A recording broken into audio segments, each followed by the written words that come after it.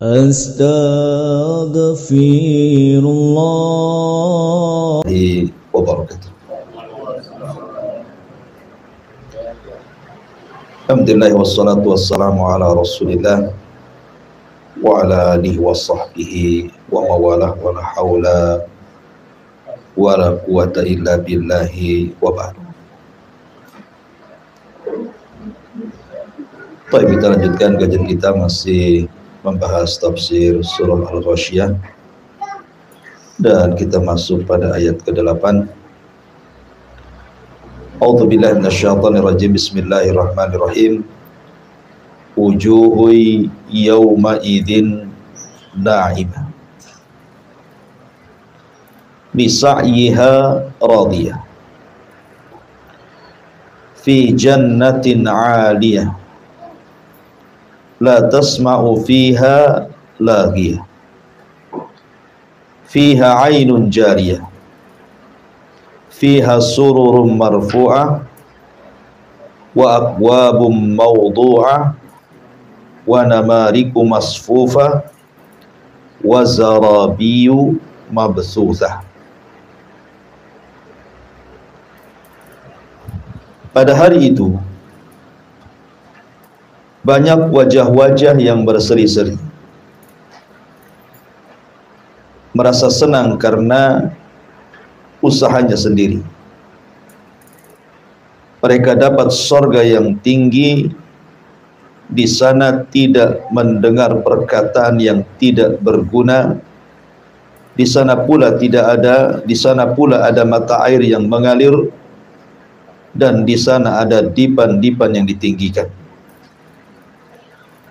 Gelas-gelas yang tersedia dekat, dan bantal-bantal sandaran yang tersusun, dan juga permadani yang terhampar. Baik. Kebiasaan Al-Quran apabila menyebutkan tentang ashabun nar, maka Al-Quran juga akan menyebutkan ashabul jannah. Nah, sebelumnya kita menceritakan tentang penduduk neraka, maka sekarang kita menceritakan tentang penduduk surga. Di sini Allah mengatakan wujuhu yawma idzin na'imah. Pada hari itu banyak pula wajah-wajah yang na'imatun, berseri-seri. Na'imah itu artinya wajah ketika melihat kenikmatan yang banyak. Jadi apabila kita mendapatkan kenikmatan yang banyak, maka akan terpancar dari wajahnya ada kesenangan. Itulah disebut na'im. Dan sudah pernah saya katakan bahwa wajahnya penduduk surga itu ada 4 wajah. 2 wajah sebelum masuk surga dan 2 wajah di dalam surga. Adapun sebelum masuk surga, wajah penduduk surga yang pertama adalah wajah-wajah yang putih. Sebagaimana Allah mengatakan, yauma tabyaddu wujuhun wa taswaddu wujuh. Ada wajah-wajah yang sangat putih bersih. Kemudian yang kedua, setelah wajah itu putih bersih, maka akan mengeluarkan cahaya yang disebut dengan musfirah. Wujuhu yawma idzin musfirah, dhahikatun mustabsyirah. Ada wajah-wajah yang musfir, yang bercahaya. Dari wajah putih itu keluar wajah yang bercahaya. Kenapa? Karena dia merasa senang, dhahika, tertawa, karena merasa senang bahwa dia akan masuk ke dalam surga. Kapan itu terjadi? Para ulama mengatakan bahwa ketika wajah itu memutih, itu saat pertama kali membaca catatan. Jadi saat membaca catatannya, maka setiap dia baca catatannya itu, kemudian wajahnya memutih, memutih, memutih, dan begitu seterusnya.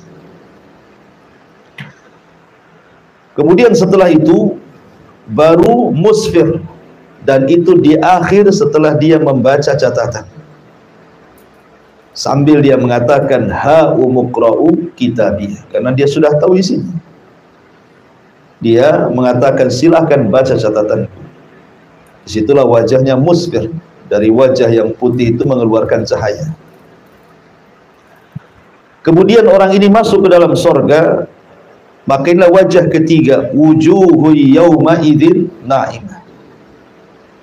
Maka ada wajah-wajah pada hari itu ketika masuk ke dalam sorga na'imah, berseri-seri. Kenapa? Ketika masuk ke dalam sorga dia melihat banyak kenikmatan di situ.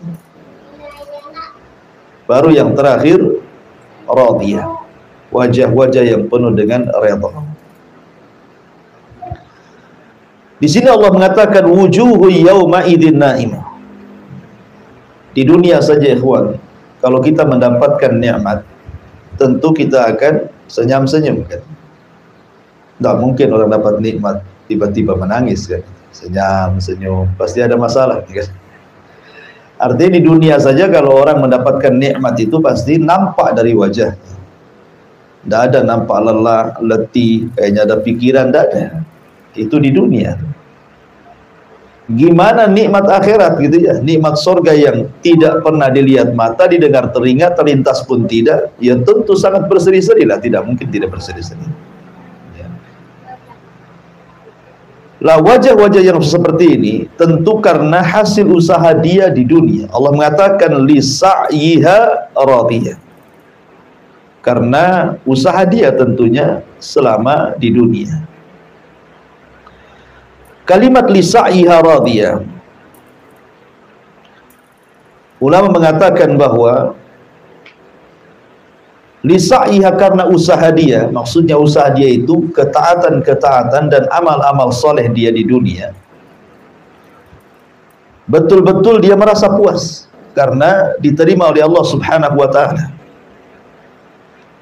Makanya ada seorang ulama salaf mengatakan, kalau seandainya aku tahu bahwa satu kali sujudku itu diterima oleh Allah, itu sudah cukup.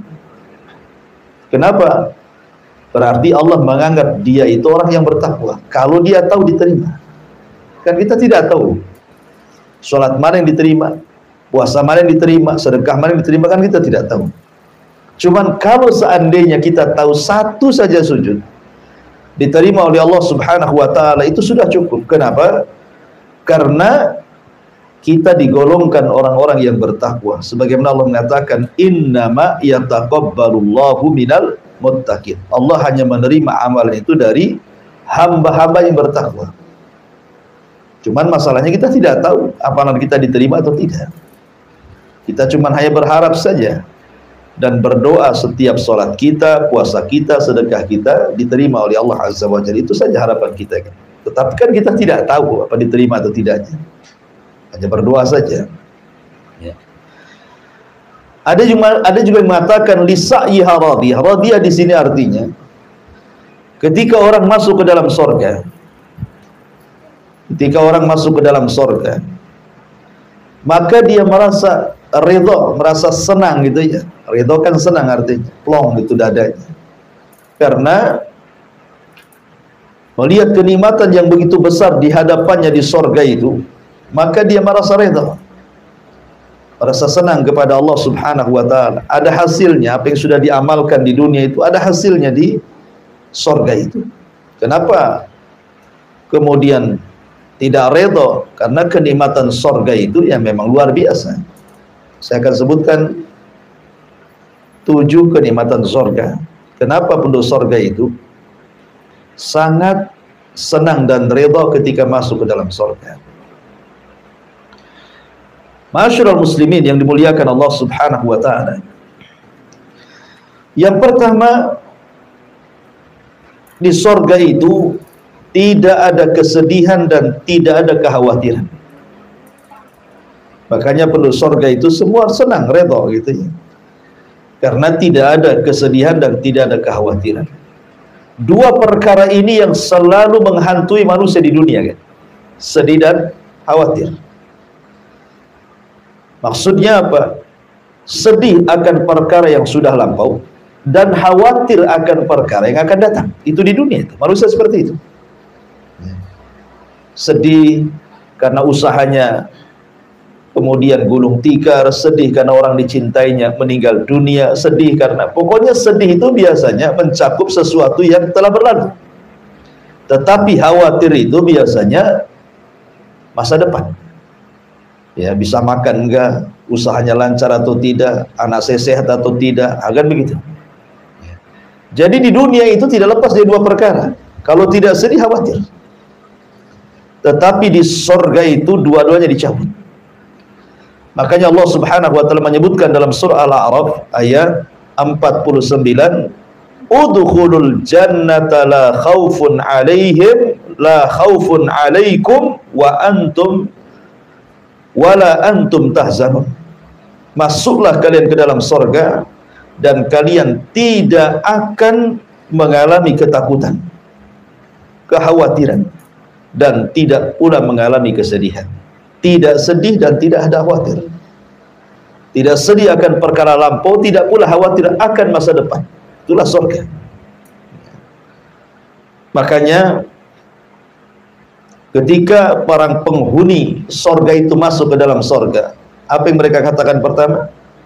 Mereka mengatakan alhamdulillahilladzi adhaba 'annal hazan. Segala puja dan puji hanya milik Allah Azza wa Jalla yang telah menghilangkan suka duka dari kita. Ini yang pertama. Yang kedua, di sorga itu dihilangkan semua penyakit hati.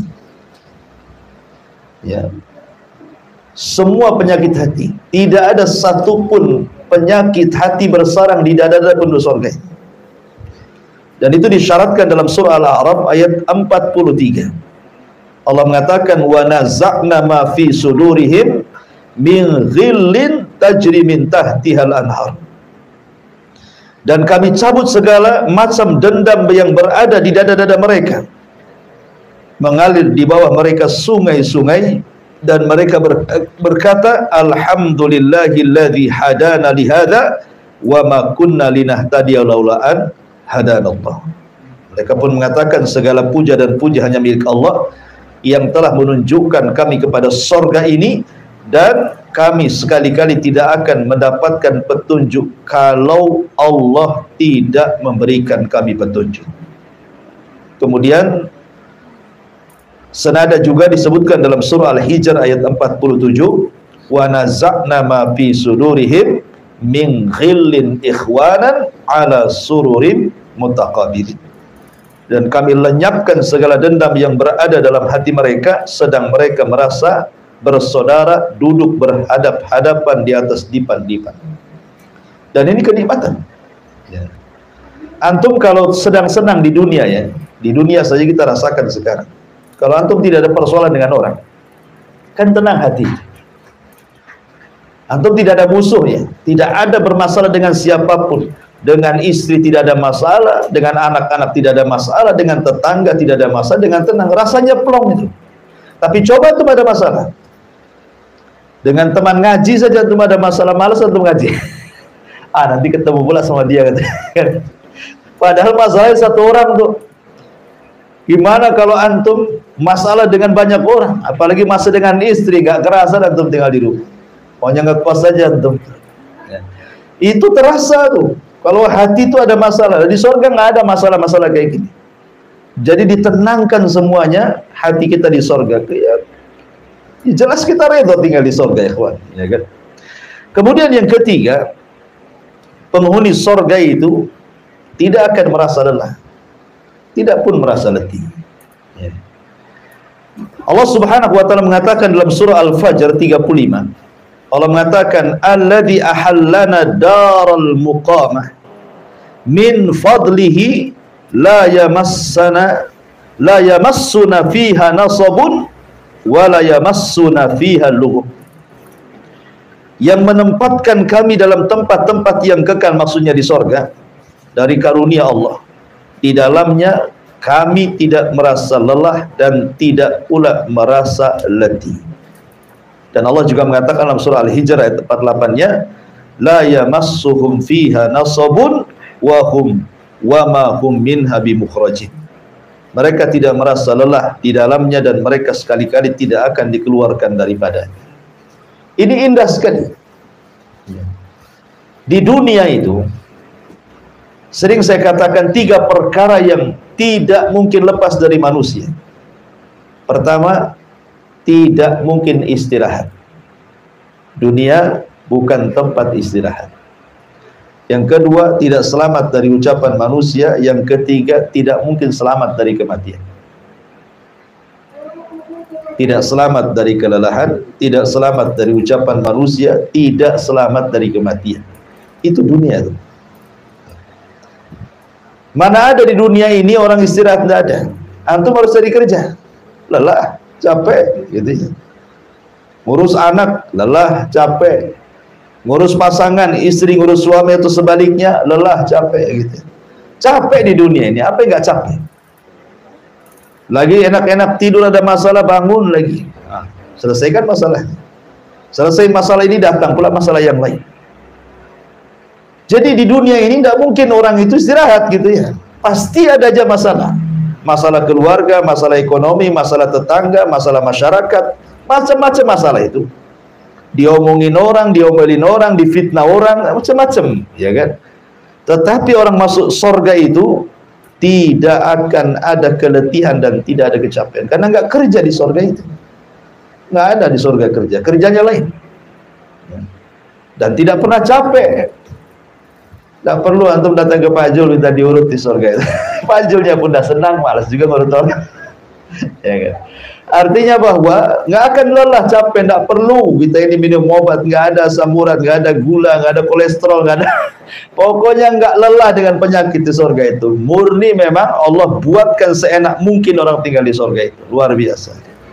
Makanya jelas penghuni surga pasti redha kan gitu. Kemudian yang keempat, tidak akan pernah lapar dan tidak pernah haus pula. Padahal lapar dan haus itu membayangi kita setiap hari. Ya, setiap hari kita makan minimal 3 kali. Ya, maksimal ya tak terbatas lah dengan ngemilnya kan gitu ya. Belum minumnya, macam-macam diminum antum kan gitu.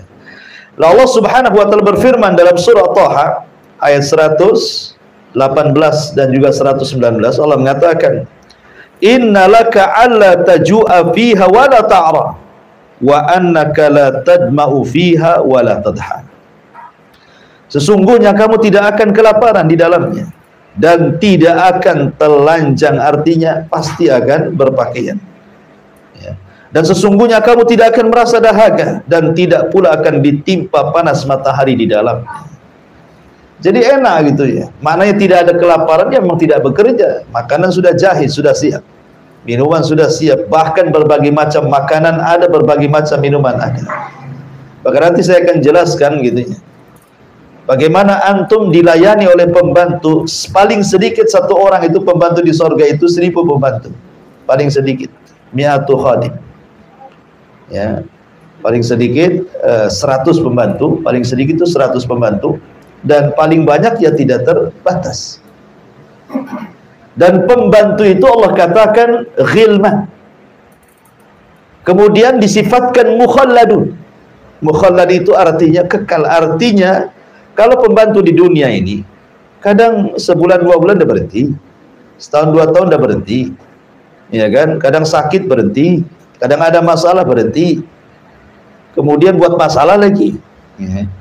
Jadi di sorga itu kata para ulama minimalnya 100 khadim.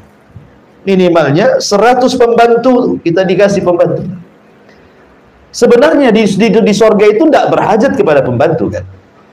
Ngapain berhajat kepada pembantu? Oh, makanan datang sendiri, minta apa saja sudah tersedia, ngapain ada pembantu? Tetapi yang namanya kesenangan manusia itu, Allah Subhanahu wa taala tahu kesenangan manusia seperti apa gitu ya. Makanya kan lihat kebiasaan orang-orang yang berduit, orang-orang yang bercukupan, orang-orang kaya. Kenapa mereka pakai pembantu? Alasan mereka biar senang. Semua sudah ada yang ngatur kan itu ya. Yang masak ada, yang nyuci ada, yang ke pasar ada, yang urus anak ada. Jadi dia happy saja, hangout saja ke sana kemari lah bahasanya kan. Itu ya. Artinya bahwa memang tahu Allah kesenangan manusia, makanya Allah berikan pembantu. Nah, tapi saya bayangkan 100 pembantu dan Allah sifatkan yatufun. Yatufun itu tawaf. Tawaf itu artinya jalan ke sana. Saking semangatnya ingin bantu kita itu sampai mereka keliling aja. Kalau kita punya pembantu, tidak bisa. Kalau sudah malam dia tidur, nah mungkin itu bangunkan. Kan gitu ya. Ya nggak bisa untuk main-main bangunkan. Pembantu pun sudah ada kerjasama dengan kita. Jam sekian kerja, jam sekian istirahat kan itu. Nggak suka-suka bangunkan. Tapi pembantu di surga itu yatufun keliling aja, nunggu kita disuruh kita. Nah itu kan luar biasa. Yatufuna alaihim ghilmanun mukhalladun. Sudah disifati yatufun, ghilman lagi, masih muda-muda lagi ya. Jadi nggak pernah tua pembantunya. Segitu saja. Jadi ini juga ulangi, tidak akan pernah lapar dan tidak akan pernah haus. Kemudian juga yang selanjutnya itu kenapa kemudian penduduk sorga itu merasa redha, senang di sorga, karena luar biasa. Kemudian juga tubuh mereka, akhlak tubuh mereka, dan juga semua yang ada pada badan mereka betul-betul dibersihkan oleh Allah Azza wa Jalla. Makanya Allah Subhanahu wa taala, Nabi SAW mengatakan dalam sebuah riwayat, Rasul mengatakan, inna awwala zumratin yadkhulunal jannah ala suratil qamari lailatal badri thumma alladhina yalunahum ala ashaddi kawkabi durriyin fis sama' idha'atan la yabuluna wala yataghawwatuna wala yadfuluna wala yamtahituna amshatuhumul dhahab wa rashhuhumul mis wa majamiruhumul uluwah al-ajuj udut tin wa azwajuhum hurul in ala khalqi rajulin wahid ala surati abihim Adam sittuna dhira'an fis sama. Sesungguhnya rombongan pertama yang akan masuk ke dalam sorga, rupa mereka seperti bentuk bulan saat purnama, sangat indah. Bukan menyamakan wajah dengan bulan, tidak. Maksudnya di sini keindahannya. Ya, orang masuk surga itu saking indahnya bak bulan purnama. Adapun kemudian orang yang datang setelahnya seperti bintang-bintang yang sangat bercahaya di langit. Perhatikan di sini, mereka tidak akan pernah kencing. Mereka tidak ada buang hajat. Mereka tidak meludah. Mereka tidak membuang ingus. Sisir mereka terbuat dari emas. Keringat mereka seharum misik. Bakaran wangian gaharu mereka al-uluwah al-ajuz, maksudnya kayu gaharu dari India ya, tentu beda ya. Ini kan istilah saja. Di surga tentu gaharunya beda kan itu ya.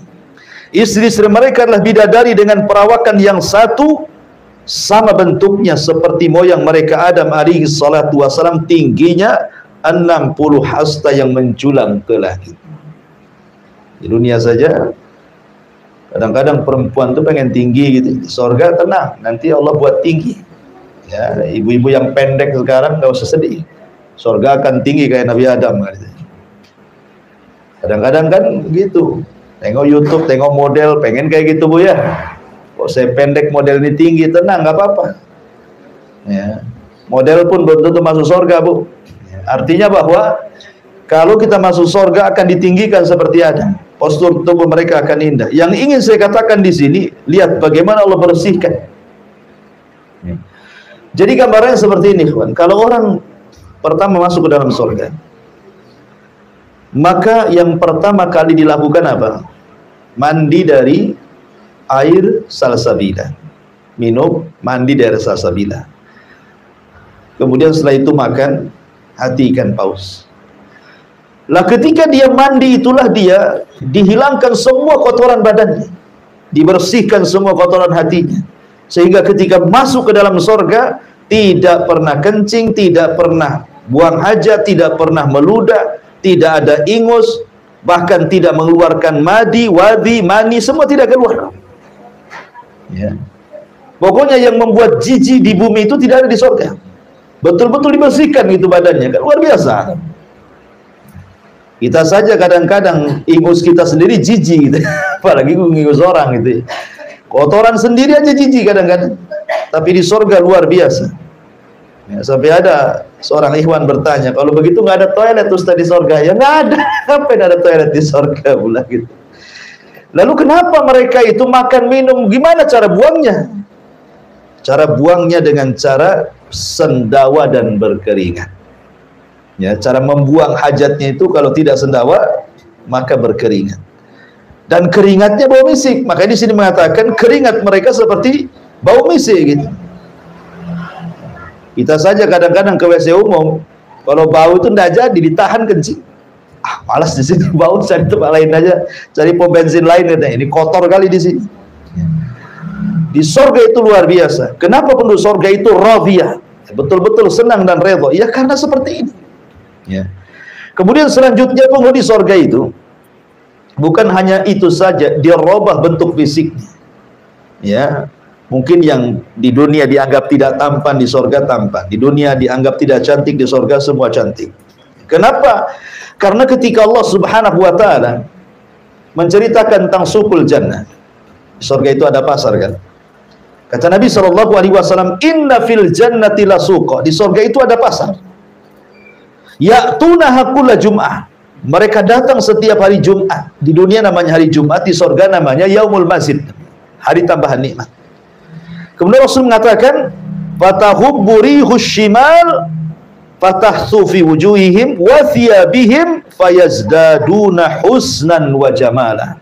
Setiap Jumat mereka ke pasar, kemudian sebelum pulang menemui pasangan-pasangan mereka, maka akan datang angin, ya, bertiup angin utara, lalu menghembus di wajah dan pakaian mereka, dan tiba-tiba seperti disulap gitu ya, wajah mereka makin tampan, makin cantik, pakaian mereka pun makin luar biasa. Karena penduduk surga itu berapa lapis pakaiannya? 70 lapis kain sutra. Antum lihat tuh raja-raja dulu itu kalau pakai pakaian berlapis-lapis. Ya. Jadi penduduk surga itu sekali pakai itu pakaiannya 70 lapis kain sutra. Maka satu lapisan akan lebih baik lagi dibandingkan lapisan satunya. Jadi kalau kita buka lapisan satu lebih indah lagi, dibuka lagi lebih indah lagi, lebih indah lagi, dan begitu seterusnya. Sementara kain sutra di dunia diharamkan bagi laki-laki, tidak boleh. Ya. Dan akan dihalalkan di surga bagi laki-laki. Kemudian yang terakhir tentunya yang berapa ini? Bernab, ya, selalu diabadikan, tidak pernah tua, bahagianya diabadikan, kenikmatannya diabadikan, dan semuanya serba abadi. Dan itu dijelaskan di dalam sabda Nabi SAW, yunadi munadin, inna lakum antasikhu falatasqamu abada, wa inna lakum antahyu falatamutuna abada, wa inna lakum antashibbu falatahramu abada, wa inna lakum antan'amu falatab'asu abada. Kata Nabi SAW, maka datanglah penyeru, sesungguhnya kalian hidup dan tidak akan pernah mati selamanya. Sesungguhnya kalian sehat tidak akan sakit selamanya. Sesungguhnya kalian muda tidak akan pernah tua selamanya. Dan sesungguhnya kalian akan bersenang-senang dan tidak akan bersedih selamanya. Bayangkan juga 4 perkara ini. Ya. Hidup selamanya, kemudian muda selamanya, sehat selamanya, nikmat selamanya. Apa yang ingin? Yang kita cari lagi coba. Makanya tidak ada kenikmatan di dunia yang Allah berikan kemudian kita mengatakan hasbuka ya Rabb, cukup ya Rabb, kecuali surga. Di dunia ini kalau Allah berikan banyak nikmat, kita tidak akan pernah mengatakan hasbuk, cukup, pasti tambah. Kalau Allah berikan satu lembah emas, pasti minta lembah emas berikutnya. Tetapi di surga itu Allah mengatakan jazaan hisaba. Ya, dalam surah An-Naba itu gimana? Jazaan hisaba kan gitu ya. Ya. Maksudnya jazaan hisaba atau kemudian jazaan kemudian hisaba. Jadi ada 3 nikmat yang Allah berikan. Pertama jaza, yang kedua atau, yang ketiga hisab. Apa maknanya? Pertama pertama jaza, bahwa setiap amalan akan dibalas. Bahkan satu amalan itu terkadang berlipat-lipat balasannya kan. Seperti namanya pahala sabar, kan tidak ada batasnya. Pahala sabar itu kan tidak ada batasnya. Ataupun namanya pahala sedekah, berapa pahalanya? 700 kali lipat. Berarti orang yang satu kali sedekah akan mendapatkan kenikmatan 700 kali lipat, kan begitu di dunia, di sorga, dengan balasan itu. Kemudian yang kedua, maksudnya itu segala yang kita inginkan diberikan. Kemudian maksudnya hisab itu artinya mengatakan hasbuk, cukup ya Allah, saking banyaknya cukup.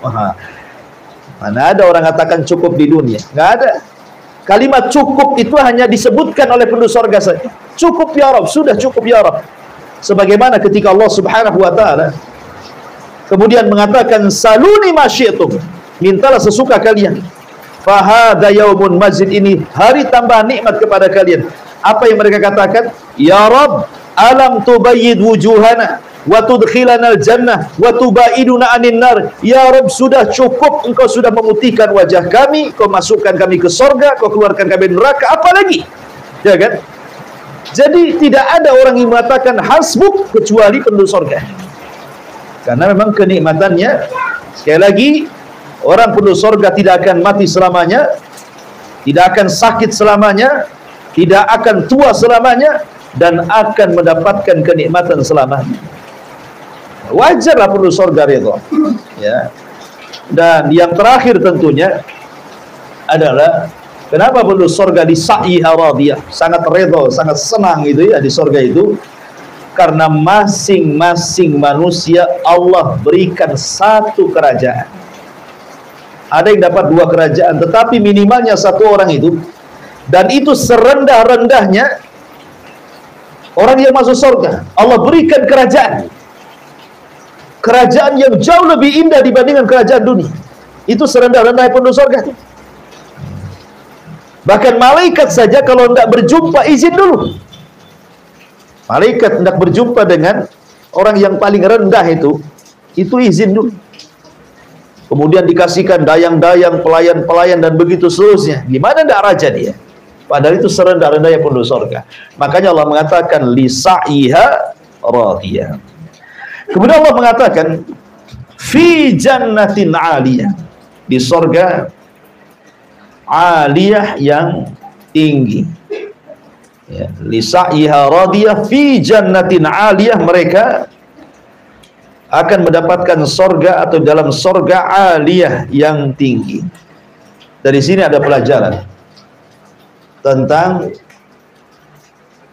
harusnya seorang mukmin itu punya himmah aliyah, punya semangat tinggi. Jangan kemudian hanya dibatasi dengan amalan yang rutinitas kita lakukan, tapi kalau bisa kita tingkatkan, karena surga itu bertingkat-tingkat. Ya. Makanya Nabi SAW mengatakan, idza sa'altumullaha fas'alu al-firdaus al-a'la. Apabila kalian meminta kepada Allah surga, jangan tanggung-tanggung, minta surga firdaus yang paling tinggi. Kenapa? Karena saqfuha arsyur rahman, jadi atapnya itu langsung arsy dari Allah Subhanahu wa taala. Makanya dalam ayat ini ada himmah aliyah, kita diajarkan oleh Allah bahwa kita harus punya semangat tinggi untuk meraih surga. Walaupun surga itu bertingkat-tingkat, akan tetapi jangan kemudian kita hanya mengandalkan yang penting masuk surga. Bukan begitu. Ya. Tetapi bukan hanya sekedar yang penting masuk surga, saya harus mendapatkan tingkatan di surga yang tinggi. Itu maksudnya. Ya. Makanya Allah mengatakan fi jannatin aliyah, di dalam surga yang tinggi. Disebutkan oleh Abu Salam Al-Aswad, dia mengatakan, aku mendengar Aba Umamah radhiyallahu an berkata, sa'ala rajulun Rasulullah sallallahu alaihi wasallam, seorang laki-laki bertanya kepada Rasulullah, hal yatazawaruna ahlal jannah, Rasul, hal yatazawaruna ahlul jannah, Rasul, apakah penduduk surga itu saling berziarah? Kan bertingkat-tingkat.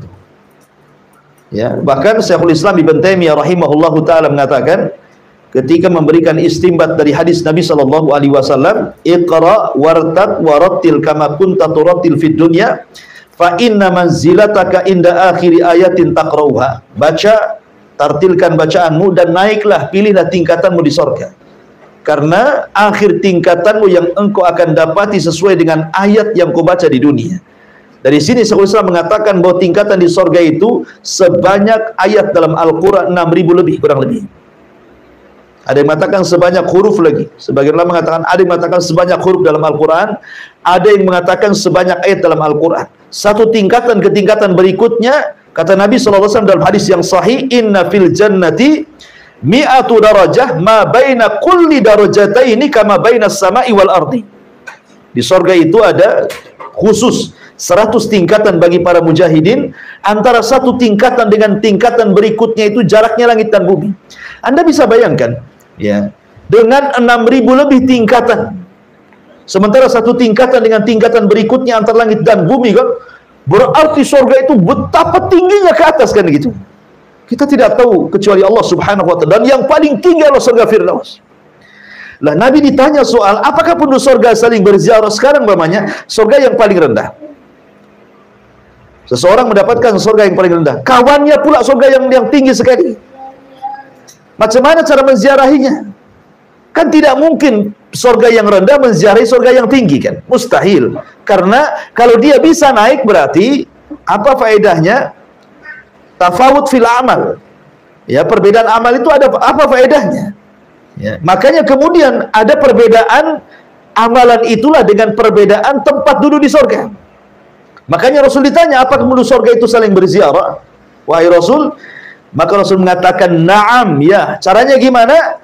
Innahu yahbitu ahlud darajatil ulya ila ahli darajatis sufla. Yang atas turun ke bawah. Jadi dari tingkatan ke atas turun ke bawah. Cemana naiknya lagi? Ya. Apa mereka terjun payung gitu? Tidak. Sebagian mengatakan Allah sediakan rob-rob. Rob-rob itu sayap, antum bisa naik di situ. Kemudian antum terbang dengan rob-rob itu, dengan sayap itu. Sebagaimana Rasulullah SAW pernah menggunakan rob-rob saat peristiwa Mi'raj, karena Isra kan pakai buruk. Adapun naik ke langitnya itu pakai rob-rob. Disediakan sayap, naik di situ, kita naik terbang ke atas. Ya, itulah penduduk surga, ikhwan, ya kan? Baik, masyarul muslimin wal muslimat rahimani wa rahimakumullah. Makanya kenapa kemudian penduduk surga yang paling bawah itu seolah-olah dia tuan rumah, raja. Karena pertemuan penduduk surga yang memungkinkan itu di mana? Di surga yang paling rendah lah. Kan nanti satu penduduk surga akan berjumpa tuh dengan Allah. Ya. Di mana pertemuannya coba? Di surga yang tinggi mustahil, surga yang rendah nggak mungkin naik. Ya. Yang memungkinkan pertemuan itu di surga paling rendah, karena yang di atas bisa turun ke bawah, sementara di bawah tidak mungkin naik ke atas, kan gitu ya. Nanti akan ketemu tuh satu penduduk surga di surga yang paling rendah. Disitulah disediakan kursi-kursi pejabat utama, pejabat kedua, pejabat ketiga. Antum paling belakang, ngampar di belakang kan. Yang pertama ulul azmi dulu kan. Nah, para rasul, para nabi, para syuhada, para siddiqin, para solihin. Antum ada di mana itu masuk surga kan itu ya. Artinya kan sudah disediakan. Disitulah Allah datang di balik tabirnya. Kemudian Allah mengatakan, aku memiliki janji kepada kalian. Ya, dan saya tidak mungkin menyelisih janjiku, kata Allah. Kemudian Allah mengatakan, ini hari tambahan nikmat, mintalah sesuka kalian kepadaku. Kata penduduk surga, sudah cukup ya Rabb. Kau sudah mutikan wajah kami, masukkan ke surga, meluluhkan dari neraka, nggak apa lagi, nggak ada lagi. Maka kemudian Nabi Allah Musa alaihi salatu wassalam menyarankan kepada penduduk surga, mintalah agar kita semua penduduk surga bisa melihat wajah Allah. Karena di dunia aku pernah minta, kata Musa, tapi Allah mengatakan lantarani, tidak bisa melihat. Mudah-mudahan di surga bisa. Kabulkan? Allah kabulkan.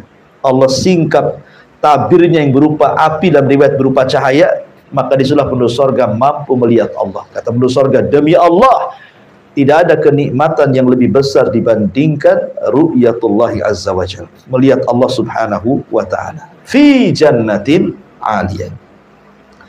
Di dalam surah Al-Imran ayat 163 Allah mengatakan, hum darajatun inda rabbihim wallahu basirum bima ya'malun. Kedudukan mereka itu bertingkat-tingkat di sisi Allah, dan Allah Maha melihat apa yang mereka kerjakan.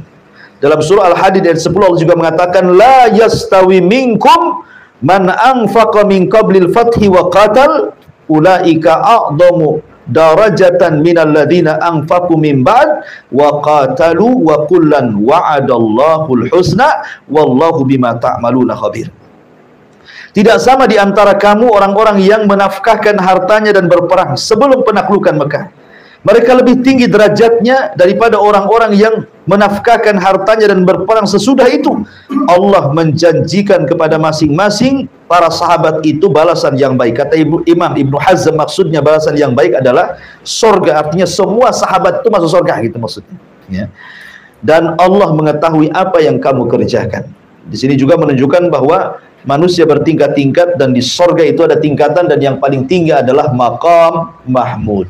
Ya, maksudnya tempat Nabi sallallahu alaihi wasallam, maqam mahmud. Baik. Kemudian Allah Subhanahu wa taala mengatakan, fi jannatin 'aliyah la tasma'u fiha laghiyah. Di sana kamu tidak akan mendengar perkataan yang tidak ada gunanya. Al-Imam Al-Qurtubi rahimahullah taala menyebutkan 6 penafsiran tentang makna daripada laghiyah. Engkau tidak akan mendengarkan di sorga itu kalam laghiyah. Apa sih laghiyah di sini? Yang pertama kata Imam Qurtubi, maksudnya kadzibah. Di sorga itu engkau tidak akan mendengar orang yang berdusta. Di dunia hari-hari kita mendengar orang berdusta. Kita pula berdusta. Bukan hanya mendengar orang berdusta, kita aja berdusta kadang-kadang. Di sorga tidak, kita tidak berdusta, dan antum tidak akan mendapatkan orang di sorga itu berdusta. Mau dusta bercanda atau dusta benaran, ya, mau dusta terpaksa atau dusta tidak terpaksa, nggak akan antum dapati orang yang berdusta di surga. Dan ini perkataan Ibnu Abbas. Kemudian yang kedua, maksudnya laghiyah di sini artinya la batila wala ithma. Antum tidak akan mendengar perkataan yang batil atau yang mengandung dosa. Di dunia hari-hari kita mendengar orang mencaci, memaki, mencela, melaknat, menghina, menggibah, merendahkan, kan itu di dunia itu. Di surga antum akan dapat itu. Tidak ada kata-kata yang batil, tidak ada kata-kata yang berdosa di dalamnya. Dan ini perkataan Imam Qatadah. Yang ketiga, annahu syatm. Di surga tidak ada orang caci maki, itu tidak ada. Di dunia hari-hari kita mendengar, ya, membinatang-binatangkan orang, merendah-rendahkan orang. Di sorga nggak ada cacian makian itu. Dan ini perkataan Mujahid. Kemudian yang keempat, maksudnya lagi di sini al-maksiyah, perkataan yang mengandung kemaksiatan kepada Allah. Dan ini perkataan Hasan Al-Basri. Yang kelima, maksudnya la yasma'u fiha, di sini lagi artinya la yasma'u fiha halifun yahlifu bikadzibin.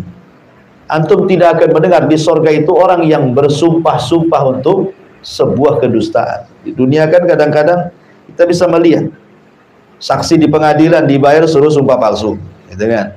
Di pasar para pedagang untuk melariskan dagangannya sumpah palsu. Kemudian orang yang melakukan jinayah kemudian ditangkap nggak ngaku, sumpah palsu. Nah gitu ya. Di dunia ini banyak yang mengatakan sumpah-sumpah palsu. Maka di sorga tidak ada orang yang sumpah palsu. Ini yang kelima. Yang keenam, dan ini perkataan Imam Al-Kalbi. Kemudian yang nomor 6, la yasma'u fiha laghiyah, maksudnya la yasma'u fi kalamihim kalimah lagwan. Maksudnya illa bil hikmati wa hamdan lillahi wa syukran lillahi. Engkau tidak akan mendapatkan di surga itu kalimat laghiyah, maksudnya kau akan mendengar kalimat-kalimat hikmah saja, kalimat-kalimat pujian saja, kalimat-kalimat syukur saja, ya. Jadi surga itu hanya kalimatnya kalimat-kalimat pujian, kalimat salam, ya. Bahkan semua kata ulama itu, semua makhluk yang ada di surga itu semua mengucapkan salam. Nih kalau kita mau ngambil ini kan, minum nih, ya, sebelum kita minum nanti gelas ini salam dulu, assalamualaikum, ya, waalaikumsalam. Mau makan piringnya salam dulu, sendoknya salam dulu, semua salam, ya. Makanya surga itu disebut Darussalam. Ya, lewat di pohon ini dia salam, lewat di batu ini pohon salam, lewat di sungai semua salam sama antum. Kan enak tuh. Ya. Makanya kalau satu perumahan, anggaplah perumahan di sini mau mempraktekkan budaya penduduk surga mengucapkan salam damai satu perumahan ini. Coba saja. Satu perumahan ini setiap ketemu dengan tetangganya assalamualaikum. Walaupun hanya mungkin kehalang jidar, kehalang tembok, ketemu lagi assalamualaikum. Enaknya di perumahan ini. Mungkin bisa viral, ikhwan. Mungkin perumahan salam nantinya itu. Gitu ya. Itu. Ini di surga semua mengucapkan salam. Subhanallah. Kan itu. Jadi Allah mengatakan la yasma'u fiha laghiyah. Itulah 6 penafsiran yang disebutkan Al-Imam Al-Qurtubi rahimahullahu taala. Kemudian Allah mengatakan la yasma'u fiha laghiyah. Fiha ainun jariyah. Di sana ada mata air yang mengalir. Di dalam surah Al-Hijr ayat 45 Allah mengatakan innal muttaqina fi jannati wa uyun. Sesungguhnya orang-orang yang bertakwa itu berada dalam sorga dan di dekat mata-mata air yang mengalir. Kemudian dalam surah Al-Mursalat juga Allah mengatakan innal muttaqina fi dhilalin wa uyun. Sesungguhnya orang-orang yang bertakwa berada di naungan yang teduh dan di sekitarnya mata-mata air. Kemudian di surah Ar-Rahman ayat 50 juga Allah katakan fiha ainani tajriyan. Di dalam kedua sorga itu ada 2 mata air yang mengalir. Ya, kemudian dalam surah Ar-Rahman ke-66-nya Allah mengatakan fiha ainani naddakhatan. Di dalam sorga itu ada 2 buah air yang memancar. Kalau tadi mengalir, ini memancar. Memancar berarti dari bawah ke atas kayak air mancur. Ya, kalau tadi mengalir, ya kan? Artinya bahwa lengkap di sorga itu. Ada yang mata air mencurah dari atas ke bawah, bahasa Sundanya curug, gitu ya.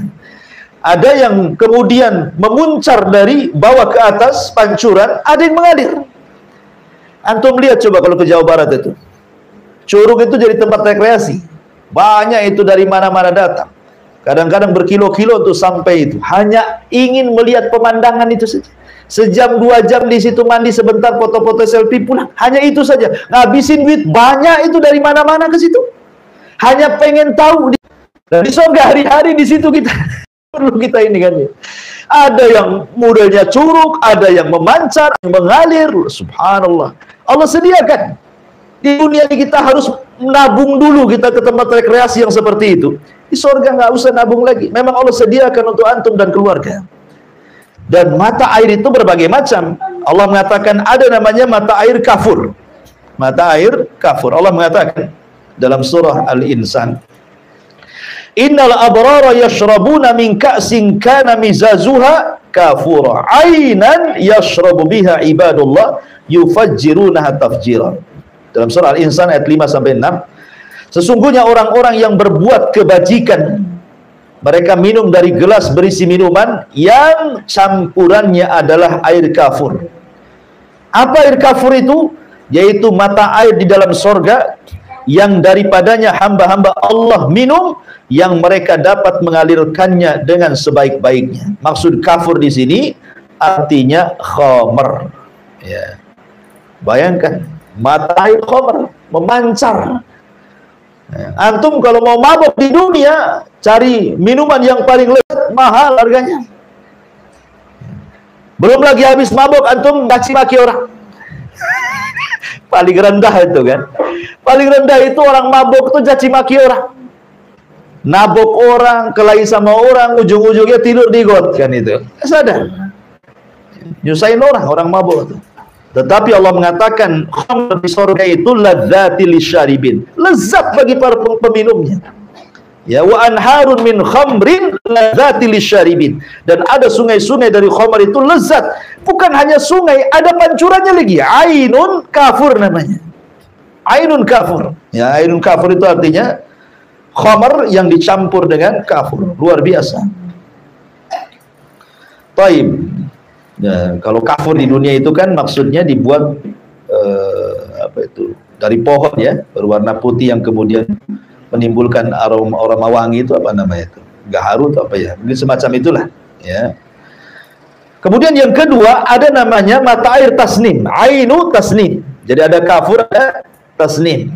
Dan itu disebutkan di dalam surah Al-Mutaffifin 25 sampai 28. Allah mengatakan, yusqauna min rahiqim makhtum khitamuhu miskun wa fi dzalika falyatanafasil mutanafisun wa mizajuha min tasnim ainan yashrabu bihal muqarrabun.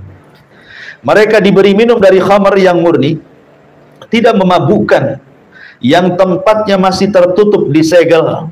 Ya, betul-betul memang disegel gitu ya. Tutupnya itu, ya. Penutupnya dari kasturi, dan untuk yang demikian itu hendaknya orang-orang berlomba-lomba, dan campurannya dari tasnim. Apa tasnim? Mata air yang diminum oleh mereka yang dekat kepada Allah Subhanahu wa ta'ala. Jadi ada namanya ainu, mata air tasnim. Khamar terlezat di penduduk sorga itu disebut tasnim, ya kan? Baik, kemudian ada namanya mata air salsabilah. Ya, ada kafur, ada tasnim, ada salsabilah. Dan itu disebutkan dalam surah Al-Insan 17 sampai 18. Wa yusqauna fiha ka'san kana mizajuha zanjabilah. Ainan fiha tusamma salsabilah. Di dalam surga itu mereka diberi minum segelas minuman yang campurannya adalah jahe, wedang jahe. Kalau di dunia wedang jahe ya, yang didatangkan dari sebuah mata air sungai yang dinamakan salsabilah. Nah, itu. Jadi air jahe itu, wedang jahe itu diambil dari mata air yang disebut dengan salsabilah. Luar biasa ya. Jadi salsabilah ma'ruf ya, minuman yang paling lezat juga di penduduk surga. Masyarul muslimin yang dimuliakan Allah Subhanahu wa ta'ala, intinya bahwa di surga itu berbagai macam mata air dan semua bisa diminum. Ya. Kita saja ikhwan, terkadang kan kalau kita melihat di kenyataan di alam kita, kadang-kadang ada satu pulau di tengah lautan. Kayak di sini mana ya, Pulau Putri gitu ya. Kan itu kan di tengah laut itu ya. Kadang-kadang kalau kita gali sumur enggak asin pula tuh. Padahal dia dikelilingi lautan. Ya. Ada juga gunung itu terkadang ada dua mata air, yang satu panas, yang satu dingin. Ya. Yang satu panas, yang satu dingin. Atau ketika kita masuk ke dalam gua, terkadang dalam gua itu kan ada mata air juga di situ kan. Ya. Itu di dunia bisa terjadi gitu. Apalagi di surga yang seperti itu. Ya. Belum lagi cerita sungai-sungainya, ya sudah jangan cerita lah ya. Fiha anharun min ma'in ghairi asin wa anharun min labanin lam yataghayyar ta'mu wa anharun min khamrin ladzati lisyaribin wa anharun min asalin musaffa. Dalam surah Muhammad ayat 15, di dalam surga itu ada sungai-sungai dari air yang tidak pernah berubah rasa dan baunya. Betul-betul dari sumbernya. Ya, kayak kita kalau ke sumber air itu rasanya main minum saja kayaknya enak kali gitu ya. Dan tidak pernah berubah. Ya. Saya dulu masih kecil-kecil di Jawa Barat tuh, Masya Allah, di belakang rumah itu ada sungai. Di desa saya itu ada 3 sungai. Ya, ada 3 sungai itu. Semua jernih, semua bisa mandi, bisa nyuci, bisa semua. Sekarang sudah ya sudah tua, sudah muda lah ya. Pulang, subhanallah, jadi limbah tahu semua. Sungainya penuh dengan limbah tahu. Semua buat pabrik tahu. Nggak ada, jangankan lagi orang tua, anak-anak yang senang nengok air pun tak mau nyemplung di situ. Gatel. Ya, subhanallah juga. Dulu kayaknya enak itu main, sekarang jadi limbah tahu, 3-3 limbah tahu. La haula wala quwata illa billah. Baik. Jadi di sini Allah Subhanahu wa taala mengatakan bagaimana Allah berikan sungai-sungai yang airnya jernih sekali, tidak rasanya tidak berubah, baunya tidak berubah. Termasuk juga sungai dari susu yang tidak berubah. Susu di surga nggak perlu kalengan kayak kita beli di minimarket gitu ya. Memang sungai tinggal nyiduk saja. Belum lagi sungai dari khamar, belum lagi sungai dari asal, dari madu. Nggak perlu kita ngambil tawon gunung, tawon liar gitu ya. Nggak perlu, sudah ada sungainya. Karena Allah mengatakan fiha sururun marfu'ah. Di dalamnya ada dipan-dipan yang ditinggikan. Ya. Masyarul muslimin wal muslimat rahimani wa rahimakumullah. Apa makna surur di sini? Sebagian para ulama mengatakan makna surur itu, maksud dipan di sini bukan dipan hakikat, tidak. Maksud makna surur di sini artinya hurul ain. Ya. Jadi makna surur di sini, di sana di sorga itu ada surur, maksudnya ada bidadari marfu'ah yang ditinggikan. Dan ulama pernah mengatakan bahwa minimalnya wanita sorga, saya ulangi, wanita sorga itu ada 3 macam. Wanita di sorga itu ada 3 macam. Pertama, wanita ahli dunia yang masuk ke dalam sorga. Wanita ahli dunia yang masuk ke dalam sorga, dan ini ratunya. Kemudian yang kedua, hurul ain, yang banyak dikisahkan dan diceritakan dalam Quran dan hadis Nabi. Kemudian yang ketiga, al-wasifah, para dayang-dayang, pembantu-pembantu para bidadari. Semua halal. Baik wanita ahli dunia yang masuk dalam sorga yang menjadi pasangan antum, baik bidadari ataupun wasifah. Wasifah itu artinya para pembantu. Satu orang wanita penduduk sorga memiliki 70 bidadari. Satu orang ratu akan memiliki 70 bidadari yang akan membantunya. Setiap satu bidadari memiliki 70 dayang. Semua halal bagi antum. Berapa jumlahnya? Ya. Antum punya istri di sorga 1. Nanti Allah kasih setiap satu istri untuk membantunya 70 bidadari. Setiap satu bidadari 70 wasifah pembantu. Kalikan saja. Itu kalau antum istrinya 1. Kalau antum istri 4, kalikan lagi. Ya. Subhanallah, coba ikan. Luar biasa. Ya. Luar biasa itu. Itu halal semuanya. Halal bagi kita semua. Surur marfu'ah. Dan marfu'ah di sini ya ma'ruf. Ya, marfu' minan nifas, marfu' minal haid. Tidak ada nifas, tidak ada haid, tidak meludah, tidak buang hajat, tidak ini, bahkan marfu'ah min thayyib, tidak janda, perawan terus. Semua marfu'. Betul-betul ditinggikan oleh Allah Subhanahu wa taala. Ada juga surur ini maksudnya ya dipan-dipan. Ya. Dan dipan-dipan itu sangat tinggi sekali. Sebutkan oleh ahli tafsir. Jadi kalau antum naik dipan itu, kalau kita punya dipan tinggi, dan kadang kalau di pondok itu kan ada yang tidur di atas gitu ya, kita harus naik tangga. Ya. Kata ahli tafsir mengatakan dipan-dipan penuh sorga itu dia yang akan merendah kepada kita, kemudian kita naik, baru dia naik. Setinggi mana dipan itu? Setinggi antara langit dan bumi. Supaya dari dipan itu kita bisa memandang pemandangan semua yang ada di bawah. Tidurnya aja kayak gitu. Sorga.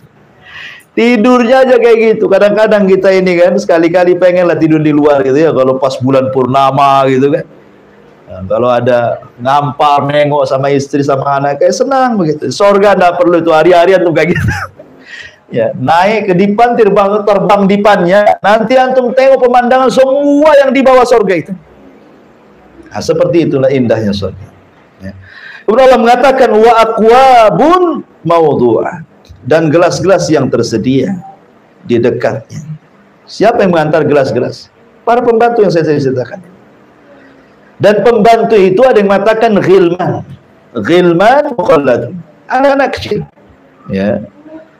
Ada yang mengatakan ghilman ini. Apakah ghilman ini, anak-anak kecil ini, memang Allah ciptakan di sorga memang khusus untuk membantu kita?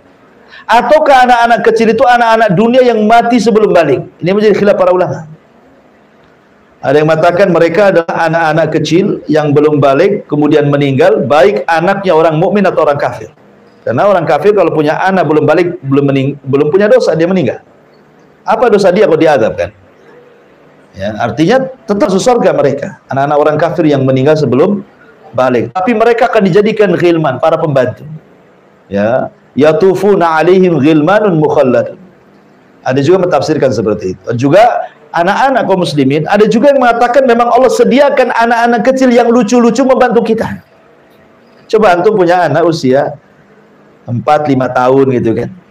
Tiba-tiba ke dapur kemudian bawa kopi dari ibunya, Nibi, udah senangnya gitu. Itu baru ada satu aja kan, langsung diciumnya anak tuh, ya, dipeluknya, kayaknya bijak kali anak ini. Baru 4 tahun dah kayak gitu, udah senang hati kita. Cuman masalahnya anak kecil di dunia ini ada waktunya orang tua itu mulai jengkel kan itu. Ketika usianya makin naik kan itu ya. Mungkin 6-5 tahun oke lah masih suka kan. Nanti dah 7 tahun masuk SD jengkel itu. Ya, 15 tahun mau nyeki aja kayaknya. Kan gitu kan. Tapi di surga kan mukhallad. Usianya ya mukhallad, memang seperti itu enggak mungkin nambah-nambah gitu ya. Dan itu adalah kesenangan yang disebutkan dalam hadis tadi, bahwa kesenangan yang tanpa batas dan tidak akan berhenti. Kemudian wa namariku masfufa. Apa tugasnya wa aqwabu maudhu'a? Kalimat gelas-gelas yang tersedia, maksudnya gelas-gelas itu tidak seperti gelas, piring, sendok yang kita kenal di dunia. Kalau antum habis makan, antum nyuci, kadang istri ke dapur, kadang-kadang masak dengan nyucinya lebih banyak, lebih lama, nyucinya lama kayak di dapur itu. Supaya lebih, kayaknya susah kali di dunia ini. Ya, mau masak ya ditunggu, mau nyuci dulu. Di sorga itu sudah jahis tersedia gitu maksudnya. Kalaupun umpamanya gelas piring itu habis kita pakai, dia kembali ke tempatnya sendiri. Sudah bersih sendiri. Ya. Nanti terisi makanan yang jauh lebih lezat daripada makanan sebelumnya. Nah, itu maksudnya wa aqwabu maudhu'ah itu. Maudhu'ah artinya terletakkan gitu ya. Jadi balik lagi ke tempatnya. Nggak perlu dicuci, nggak perlu apa, sudah bersih. Ya, ada juga yang dibawa oleh anak-anak kecil kemudian ditawarkan kepada kita. Wa namariku masfufa wa zarabiyu mabsusa. Dan bantal-bantal sandaran yang tersusun dan permadani. Zarab itu maksudnya sajadah yang khusus. Ya, sajadah khusus bagi para raja. Zarab itu maksudnya permadani khusus bagi para raja. Orang dulu kan biasa begitu, ada sajadah. Sajadah khusus raja yang tidak boleh orang itu duduk di situ saking empuknya. Nah, di surga itu bukan untuk, karena kita rajanya, pasti kita akan dapat permadani-permadani yang terhampar. Inilah diantara sedikit tafsir dari surah Al-Ghasyiyah. InsyaAllah kita lanjutkan minggu depan ayat 17 dan seterusnya. Baik, saya kira cukup. Kita tutup dengan kafaratul majlis. Subhanaka bihamdika asyhadu an la ilaha illa anta astaghfiruka wa atubu ilaik. Allahu ta'ala a'lam. Assalamualaikum warahmatullahi wabarakatuh.